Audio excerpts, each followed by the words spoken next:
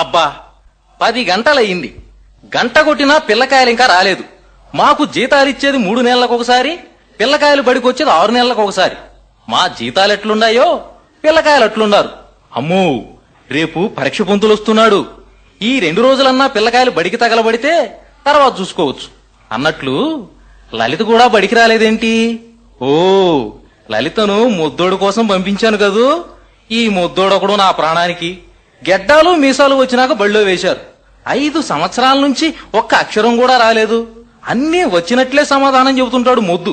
ఈ ముద్దోడొచ్చాడు, నా బడి నాశనం అయిపోయింది.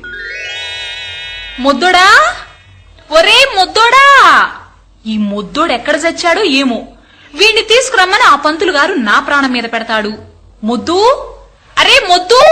సోగ్గాడే అన్న సిన్ని నాయనే కొంతకాలం అన్నదేరదమ్మ సోగ్గాడికి పక్కబాబు